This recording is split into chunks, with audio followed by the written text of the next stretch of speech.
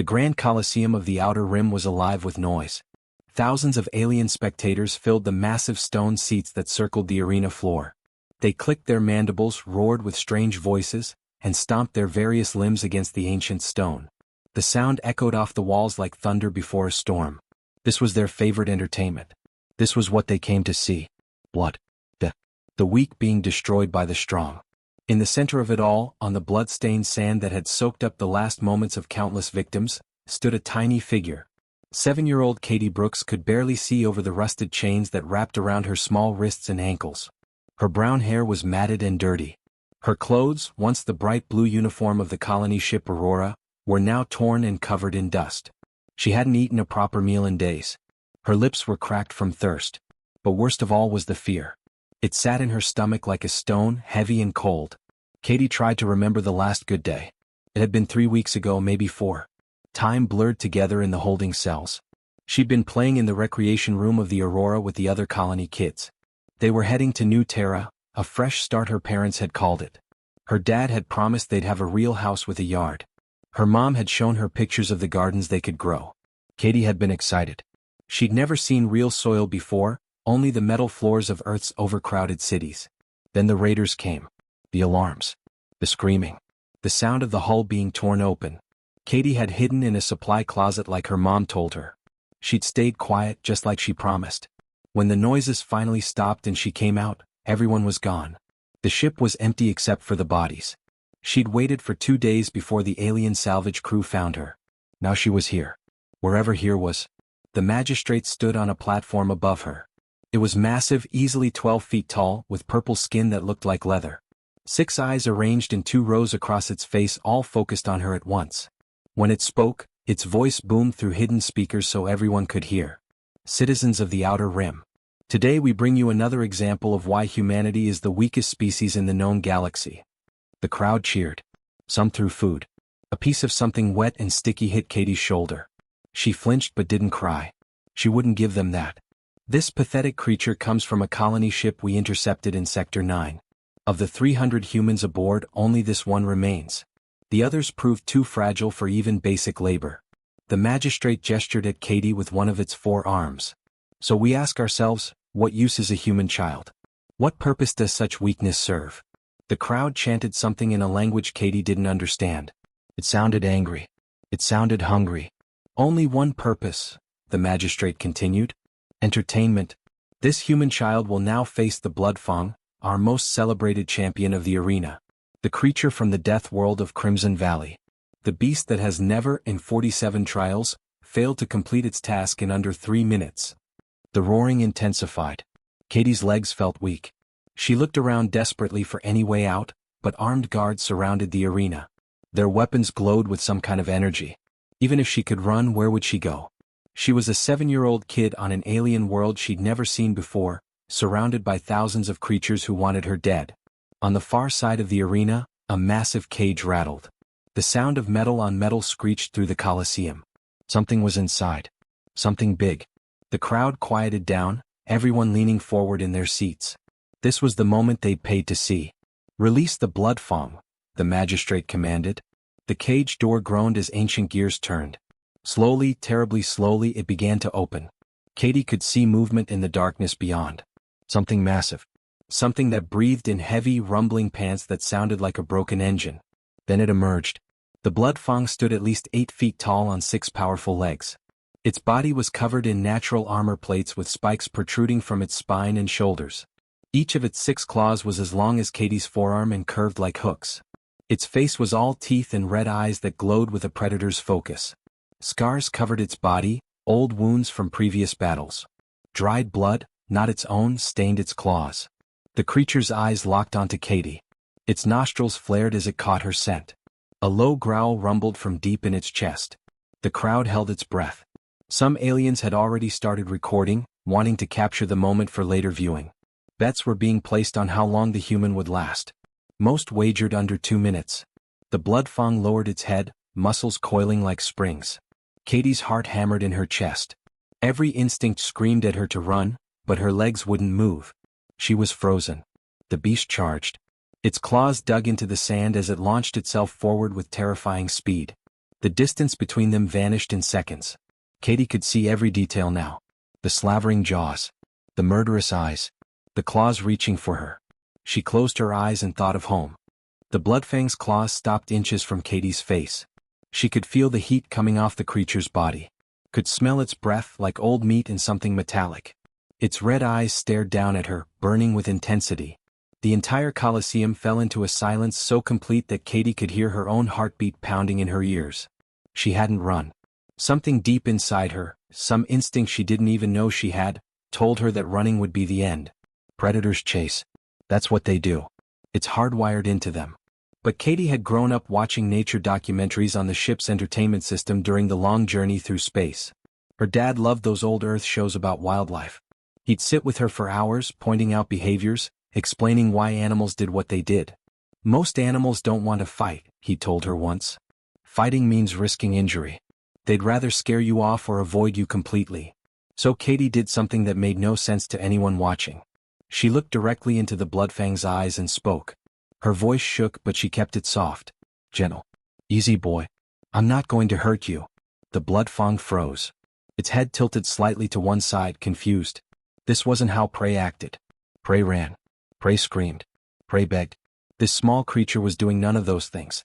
The beast's nostrils flared as it sniffed her, trying to understand. Katie could see its muscles twitching, uncertain. She noticed something then. The creature's eyes weren't just filled with hunger. There was something else there. Behind all that rage and violence, she saw an animal that was hurting. Its body bore scars that looked intentional. Burns. Cuts that had healed wrong. Someone had hurt this creature on purpose. Someone had made it into a killer. Slowly, carefully, Katie raised her hand. It was shaking so badly she could barely control it, but she lifted it anyway. The crowd gasped. Several aliens stood up from their seats. What was this human doing? It's okay, Katie whispered. I know you're scared. I'm scared too. The Bloodfang leaned forward. Its massive head, easily the size of Katie's entire torso, moved toward her outstretched hand. Time seemed to stop. Then, impossibly, the beast pressed its scarred forehead against her palm. The arena exploded with noise.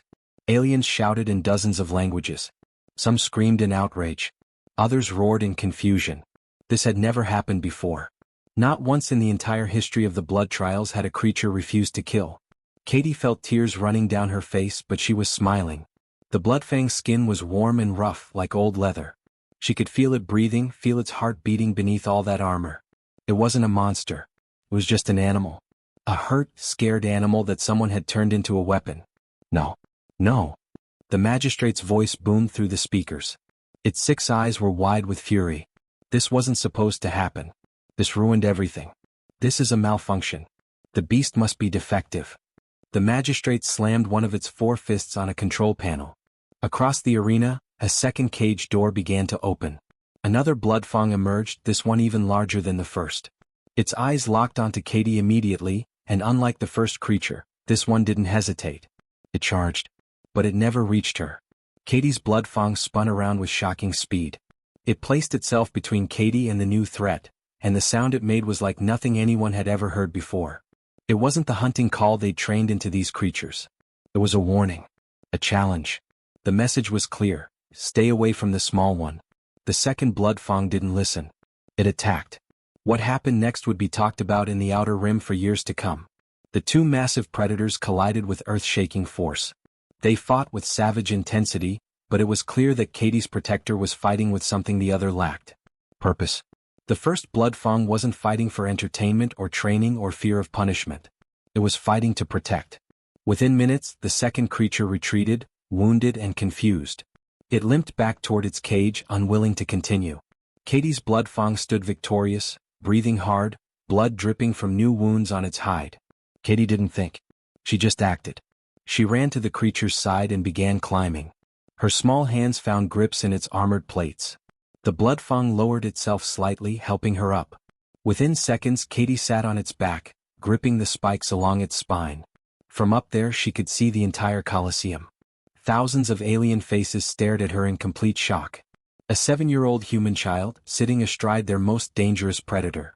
Together, they stood in the center of the blood-stained arena, defiant. The magistrate's face had turned a darker shade of purple. Its voice trembled with rage when it spoke. This is unacceptable.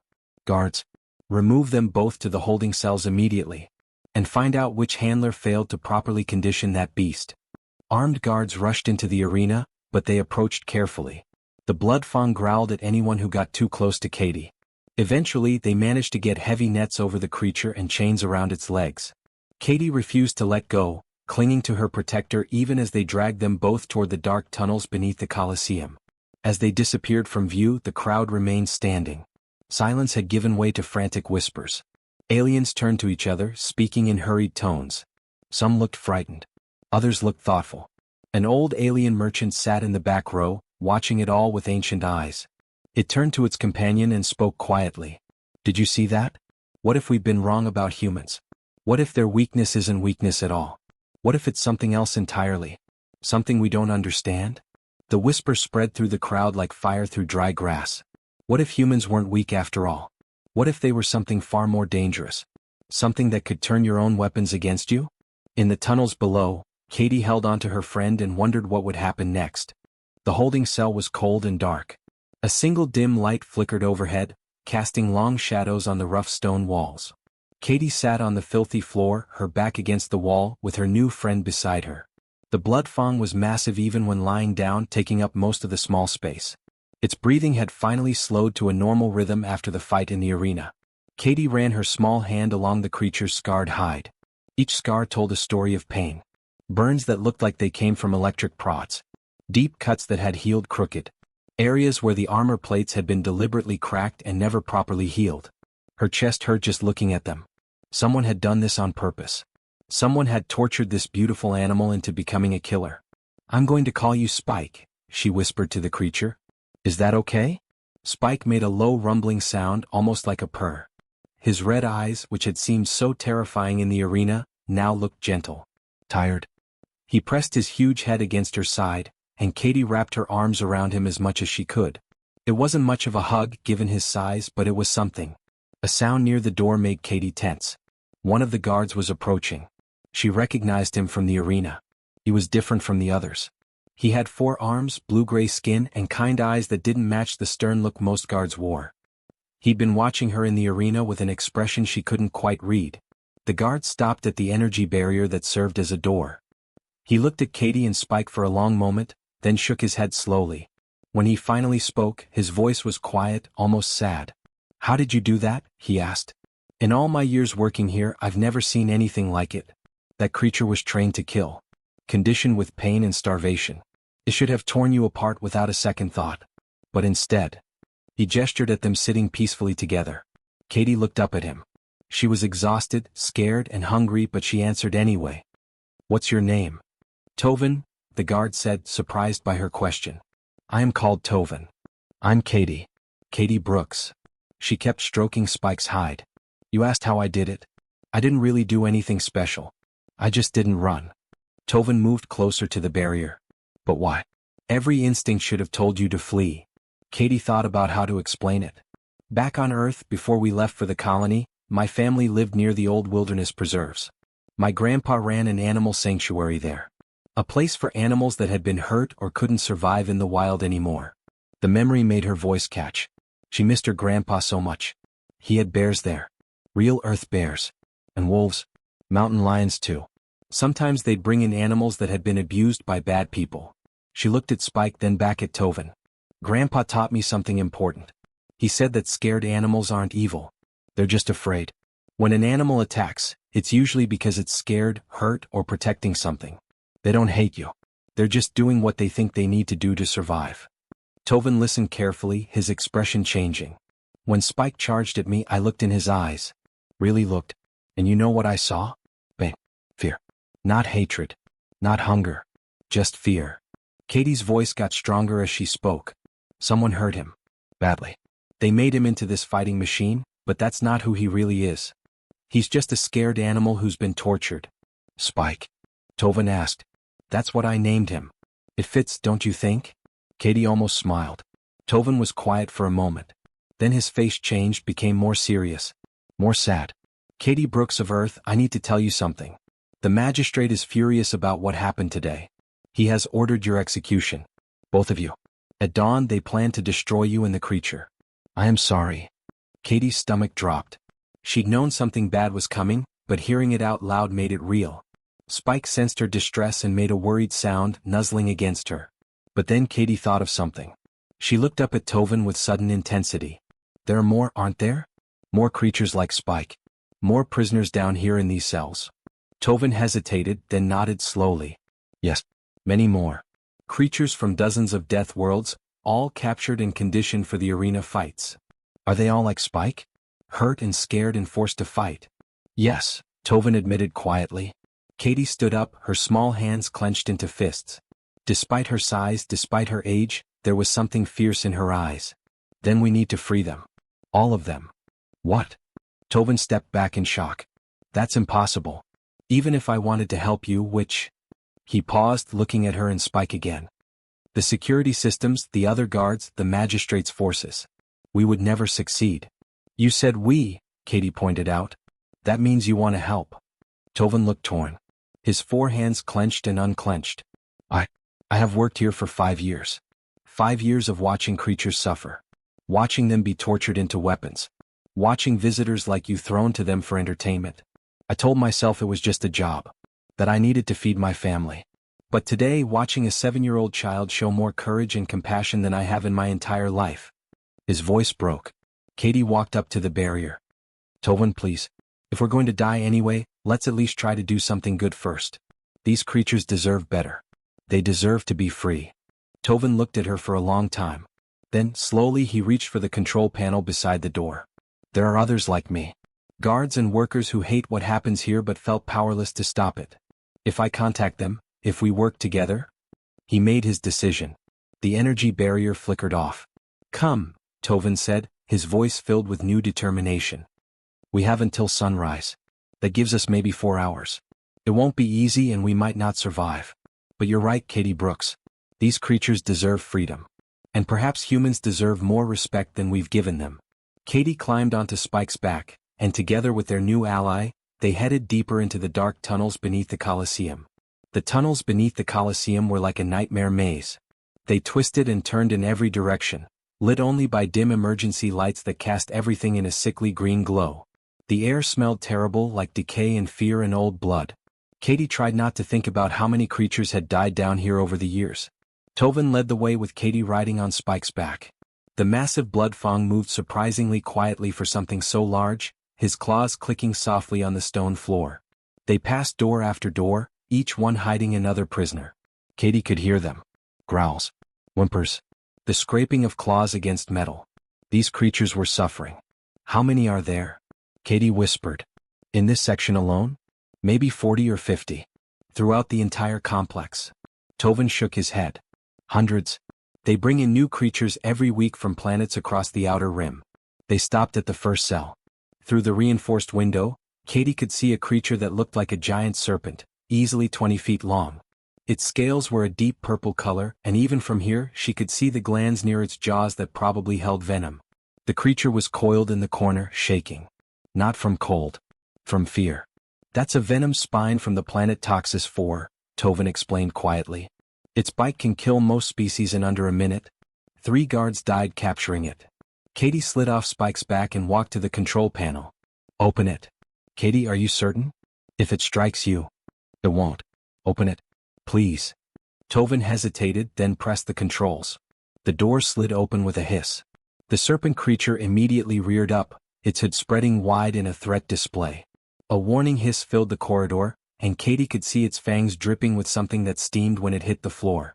But Katie didn't back away. She sat down right there on the cold stone floor, making herself small.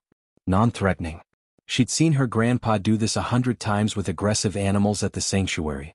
Hey there, she said softly. I know you're scared. They hurt you, didn't they? Made you fight. Made you into something you're not. The serpent's tongue flicked out, tasting the air. Its eyes, which had been wild with panic, focused on Katie. She wasn't acting like the guards. Wasn't acting like the handlers who shocked it and starved it. The small creature was just sitting there. Calm. Peaceful. Katie slowly extended her hand, palm down. I'm not going to hurt you. I promise. We're getting everyone out of here. You don't have to fight anymore.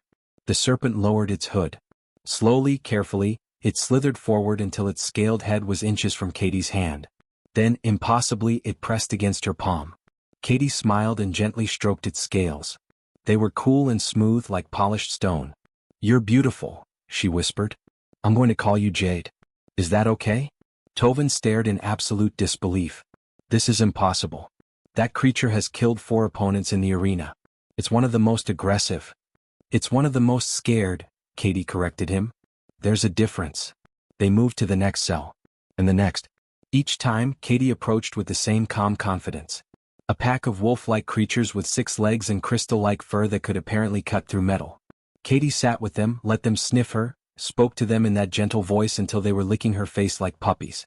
A massive armored creature that Tovin called a stone hammer, easily 15 feet tall and built like a living tank. The guards had nicknamed it Crusher, and were terrified of it. But when Katie approached its cell, when she looked into its small eyes and saw the pain there, she understood. This wasn't a monster. It was gentle giant that had been broken.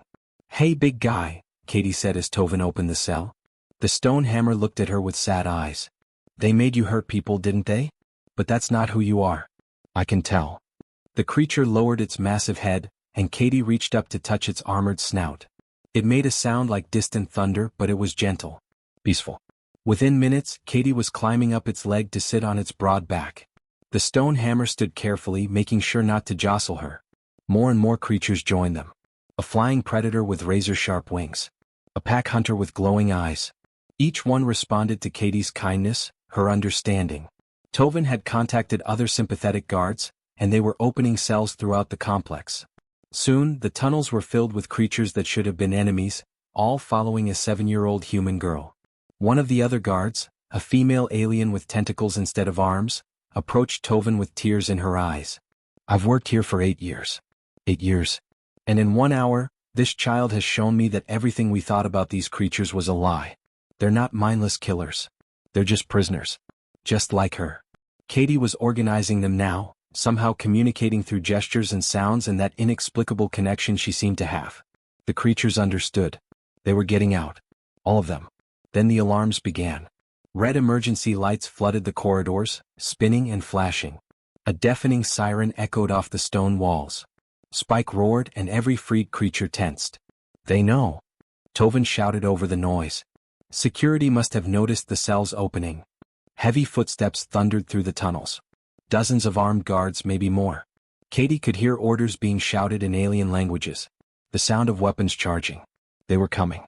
Katie climbed onto the stone hammer's back, standing up so all the creatures could see her. Spike stood beside them along with Jade, the wolf packs, the flyers and dozens more. An army of the galaxy's most dangerous predators, all looking to a small human child for guidance. Katie thought about her grandpa. About her parents. About everything Earth had taught her about courage and compassion. She raised her voice so everyone could hear. "Together," she shouted. The creatures roared as one. The sound shook the very walls of the Colosseum. And then, together they charged. The Council's soldiers had never seen anything like what was happening in that arena. They were trained fighters, yes, but nothing in their training prepared them for this. The creatures weren't just attacking randomly. They were working together like a real team. The big dinosaur would charge forward, creating an opening. Then the fast ones would slip through. When one creature got surrounded, the others would circle back to help. And right in the middle of it all was this small human girl, directing everything like she was conducting a symphony. The T-Rex led the heavy attacks, using his massive size to break through their formations. Every time the soldiers tried to set up a defensive line, the stone crusher would simply plow right through it, scattering them like toys. The girl didn't need fancy technology or powerful weapons. She had something better. She had friends who would die for her, and they had her to guide them. Meanwhile, the resistance fighters saw their chance. They'd been waiting for something, anything, to shake up the Council's grip on power. Now they had it. They started sabotaging weapon systems. They cut power lines. They opened cell doors, freeing other prisoners who quickly joined the fight. What started as one girl's desperate stand was becoming a full rebellion. The arena, once a symbol of the Council's power and control, had turned into complete chaos. But it wasn't random chaos. It was organized, purposeful chaos. The girl knew exactly what she was doing. She wasn't trying to destroy everything. She was trying to send a message. The soldiers kept coming, but they were scared now. You could see it in how they moved, how they hesitated. They were used to prisoners who cowered, who begged for mercy. They weren't ready for someone who fought back with such fierce determination. And they definitely weren't ready for creatures that should have been mindless killing machines working together with perfect coordination. Finally, as the battle raged below, the magistrate found himself trapped. His guards had fled or been pulled into the fighting. The escape routes were blocked. He stood in his fancy viewing chamber, the same place where he'd watched countless prisoners suffer and die. Now it was his turn to feel helpless. The door burst open. The girl walked in, not running or screaming, just walking calmly. Behind her came the T-Rex, having to squeeze through the doorway. The raptor pack fanned out, blocking any possible escape. The stone crusher's heavy footsteps shook the floor. They surrounded him completely. For the first time in his long career of judging and condemning others, the magistrate felt real fear. Not just worry or concern, but pure, primal fear. He was looking into the eyes of creatures that could tear him apart in seconds. And they were all waiting for one small human to give the word. The girl stepped forward. She wasn't tall or physically intimidating. She had dirt on her face and tear streaks on her cheeks. But when she spoke, her voice carried absolute authority. "You thought we were weak," she said, and her voice was quiet but clear. "You looked at us and saw easy targets. Soft. Defenseless. You thought because we don't have claws or fangs or thick armor that we couldn't survive in your galaxy." The magistrate tried to speak, but she held up her hand. "But here's what you didn't understand about humans," she continued. "We don't win by being the strongest. We never have. We win by making friends. By building connections. Even with monsters. Especially with monsters." She gestured to the creatures around her. "These guys? Everyone else sees killing machines. I see family. That's what makes us dangerous. Not strength. Not weapons. The fact that we can look at something terrifying and see a friend." The magistrate slumped down, completely defeated. He surrendered. Within just a few hours, everything changed. Someone had recorded the whole thing. The footage spread like wildfire across the entire galaxy. Every species, every planet, everyone saw it. A small human child, riding on the back of a massive predator, leading an army of creatures that should have killed her, bringing down the Council's strongest soldiers. The Council's authority didn't just crack. It shattered completely. Their whole system was built on fear and the idea that they were the strongest. Now everyone had seen them defeated by a child and her pets. But more importantly, humanity's reputation transformed overnight. Before, they were seen as weak prey animals, barely worth noticing. Now they were terrifying in a completely different way. Because if humans could turn the deadliest predators into loyal companions, what else could they do? Who else might they befriend? Other species started wondering. If that girl could bond with creatures like that, maybe humans weren't weak at all. Maybe they were the most dangerous species in the galaxy, just in a way nobody had recognized before. The girl and her companions left on a resistance ship, heading back toward human space. The creatures came with her, of course. They weren't splitting up now. As their ship jumped to light speed, carrying them away from that horrible place, one message echoed through every corner of the galaxy. It was simple, direct, and absolutely true. Never underestimate the species that befriends its predators. Because if they can turn a T-Rex into family, imagine what they could do with an army. Or a fleet. Or an entire civilization. Humans didn't conquer through force. They conquered through friendship. And that was so much more powerful than anyone had imagined. The end.